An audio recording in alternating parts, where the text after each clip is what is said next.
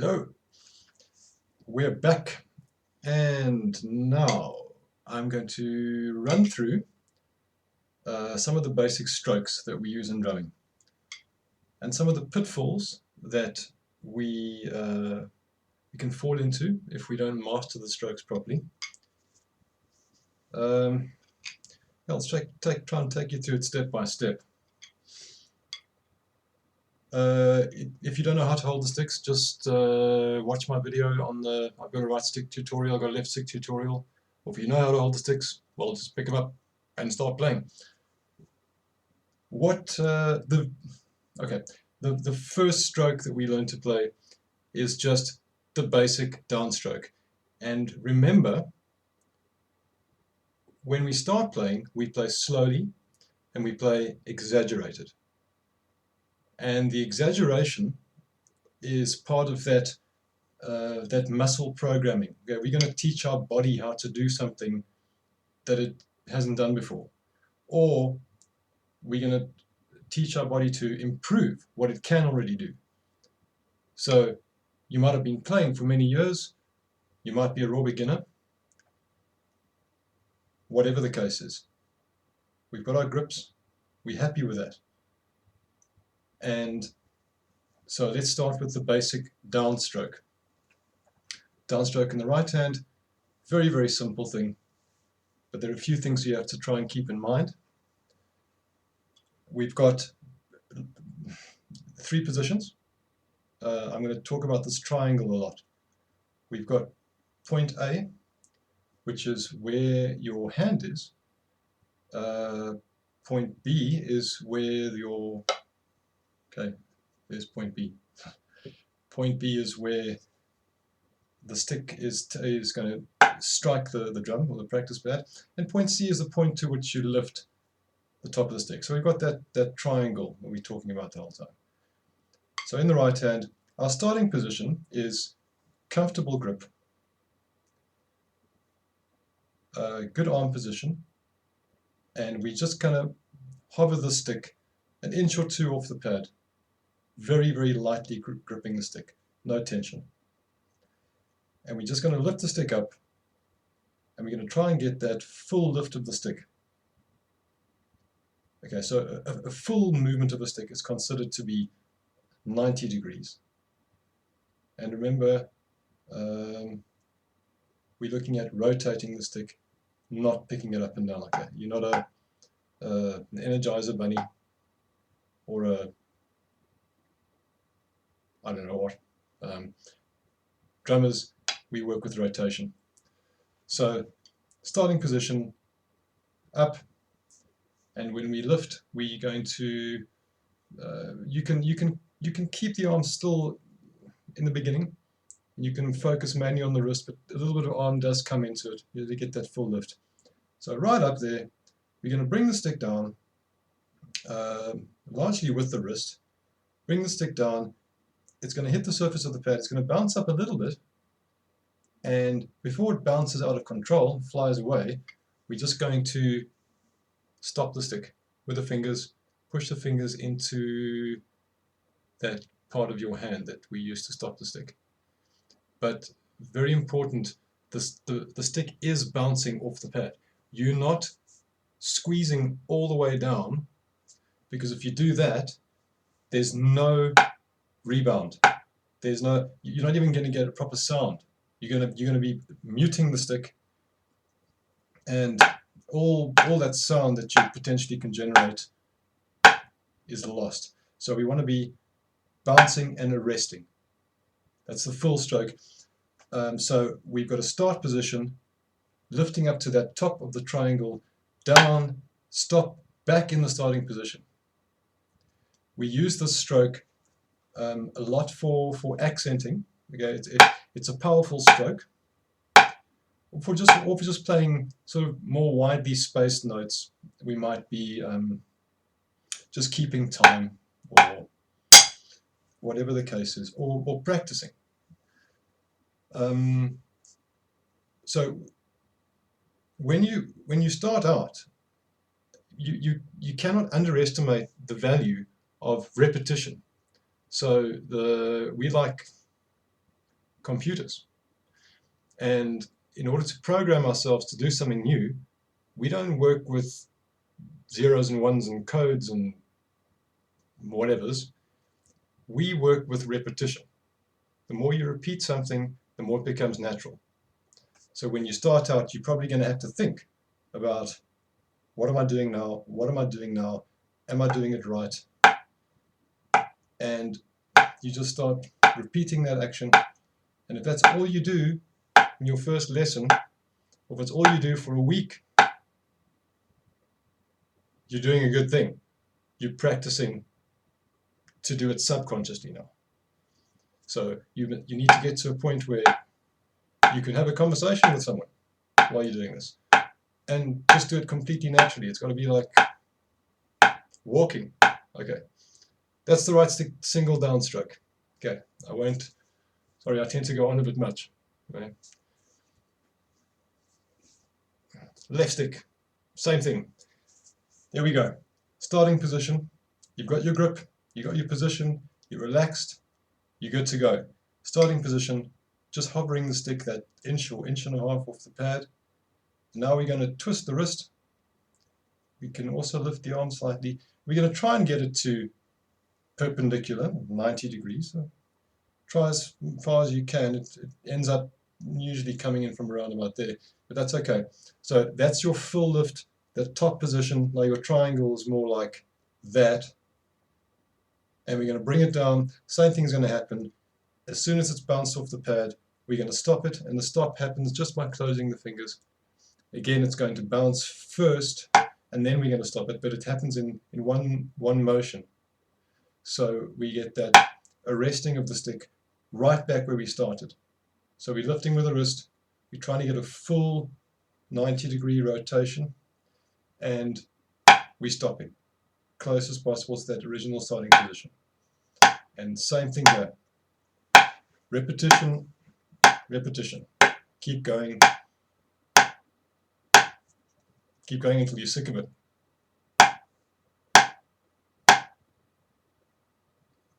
Okay. Then just practice a series of downstrokes. On the one hand, you can just do groups. You can say do groups of 4. Do fours. 1, 2, 3, 4, and 1, 2, 3, 4. Let's just try and keep the timing nice and even, and we're nice and relaxed, but we're producing a nice smart sound.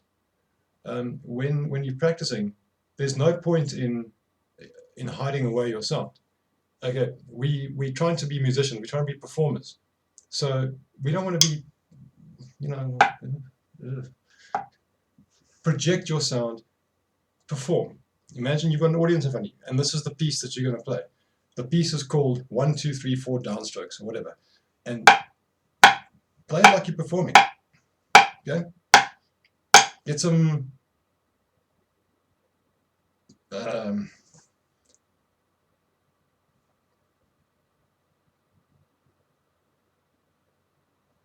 kapow.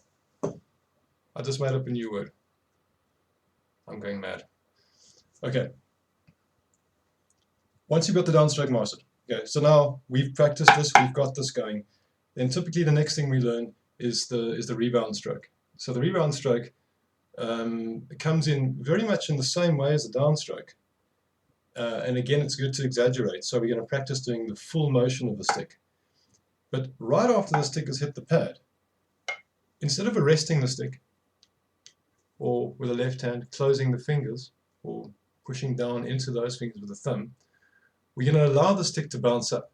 So we're going to let all that natural flexing of the stick and the bouncing of the rubber on the pad, or of the skin on the drum, all that's going to help you. You've got a mechanical system here that is, we're lucky enough that we're getting rebound. So a lot of the upwards motion is given to us for free.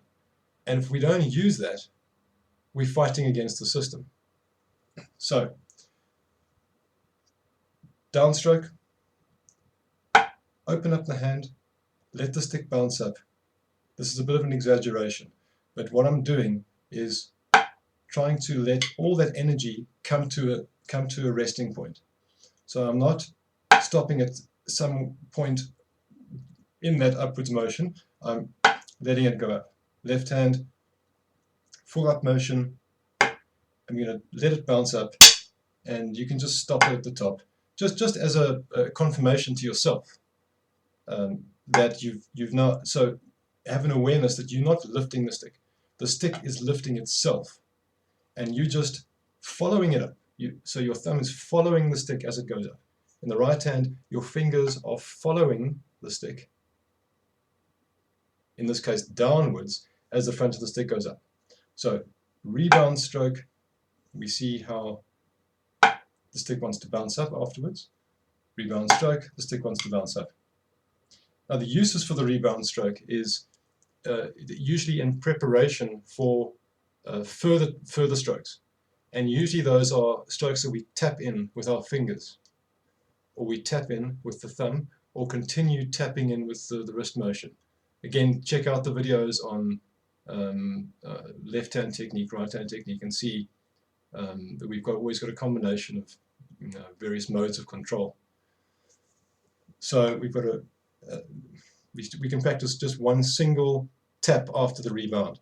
So exaggerated again, full up, full up, full down, rebound, close the fingers, and we've created a motion. It's one motion of the arm, rebound, tap, and we've created two notes: arm, wrist, fingers. And see, I'm trying to get the motion of the stick to be as pronounced as possible, so we don't lose anything. So we're always trying to extract as much movement as possible out of the energy that's given to us. So we're giving energy initially, and then we're getting energy back, and we're putting in a little bit of energy here, and we're getting a second note. In the left hand, the same thing applies. We're giving the lift, we're supplying the energy down, it's rebounding, and we're going to tap it down again with the thumb or with the wrist. Okay. So spend a bit of time getting used to that, and that naturally progresses into the multiple bounce stroke. So where we're supplying an initial motion which turns into a rebound stroke, and we just carry on bouncing the stick. The right hand, we carry on bouncing the stick with the left hand. So take a bit of time and just feel how that wants to feel.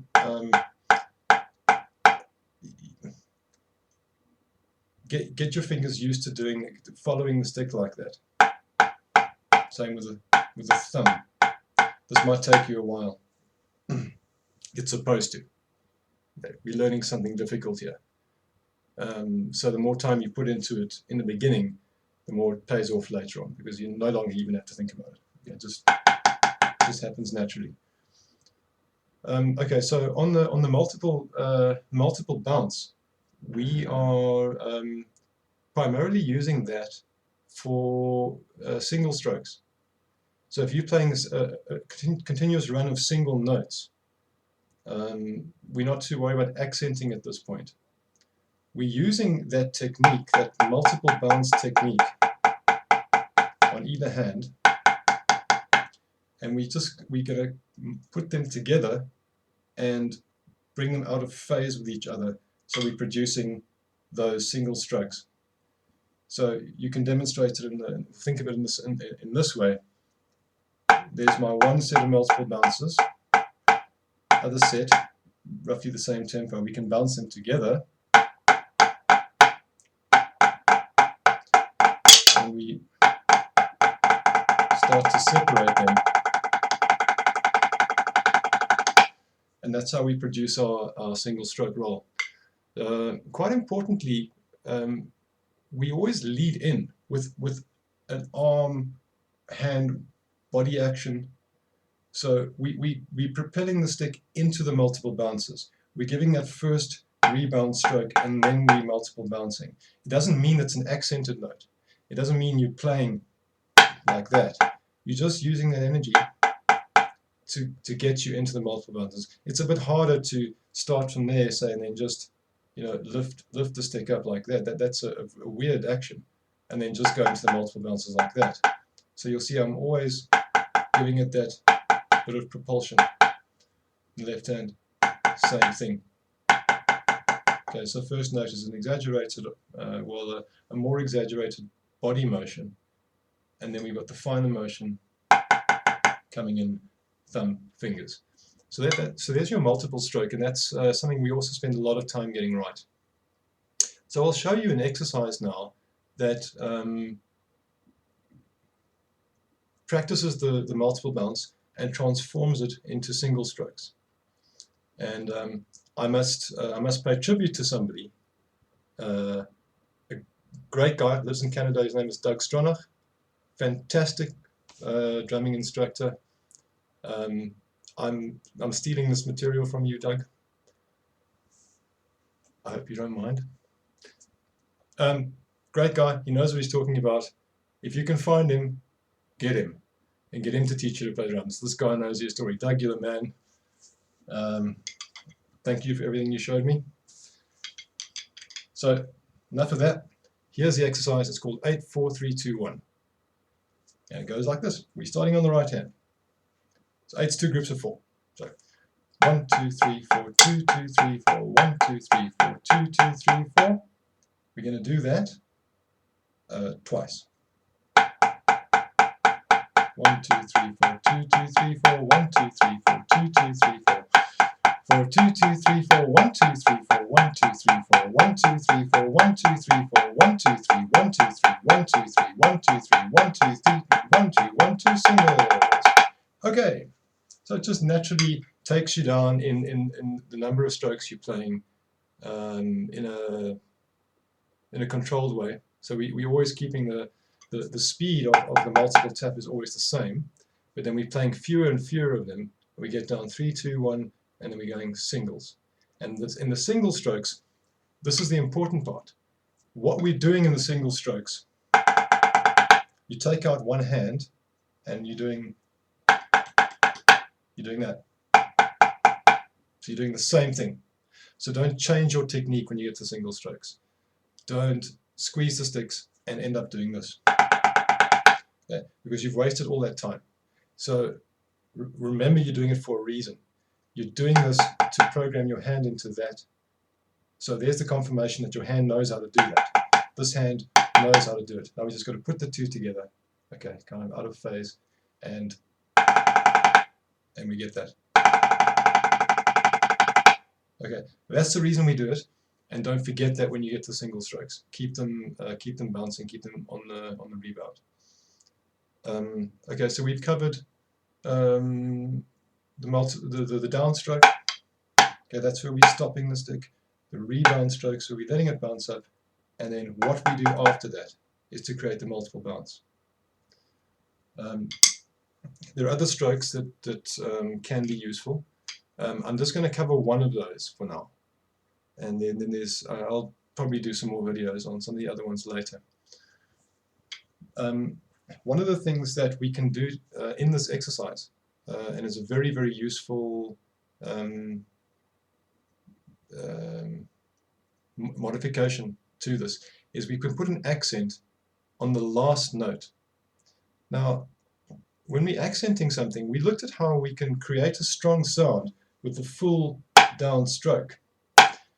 But if we're playing multiple strokes and we're at that sort of tempo, which is where we need to get to, we don't have the luxury of being able to lift up the stick. We're not going to be in time.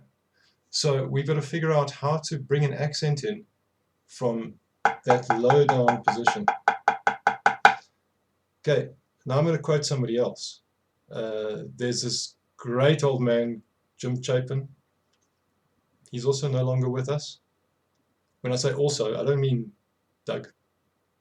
I mean the guy I spoke about in my previous video, George Lawrence Stone, is no longer with us. And he's got this little thing he does. Check him out on YouTube. Great guy. He talks about the hot stove. Now, think about it this way. You've got a hot stove top, and you dip your finger in some water, and you're going to touch the stove a few times, maybe only twice. And the first time you touch it, the water burns off your finger. And the second time, or the last time you touch it, there's no more water, and it hurts. So we put away. And in that way, see how we're going to play that last accent with an upwards motion. So we're touching the stove now, the water's burning off our fingers, and that last tap is painful. Oh, we put away. Okay, so 1, 2, 3, 4, 1, 2, 3, ow. 1, 2, 3, 4, 1, 2, 3, ow. And what that does, it's not really about the hand moving away. It's about you kind of tricking your hand and your fingers into doing something. And that is, I don't know how I'm going to do this one. So you're playing like this, and on the up, you're snapping the fingers closed, and you're pulling away. So what you're doing is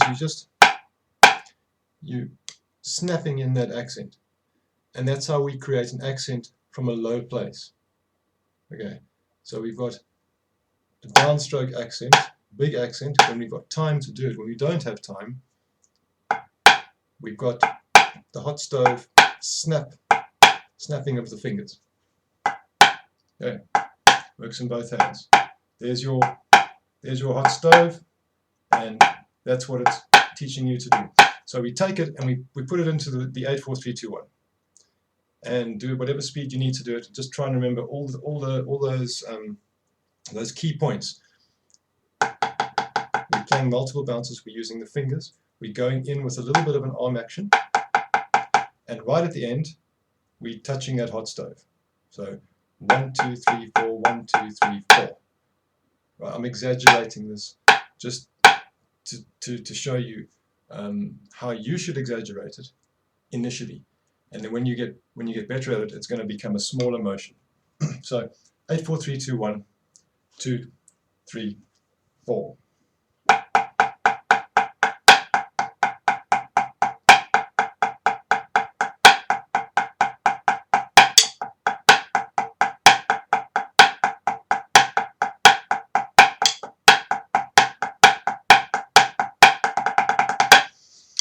Okay, I'm going into overtime on this one, I think.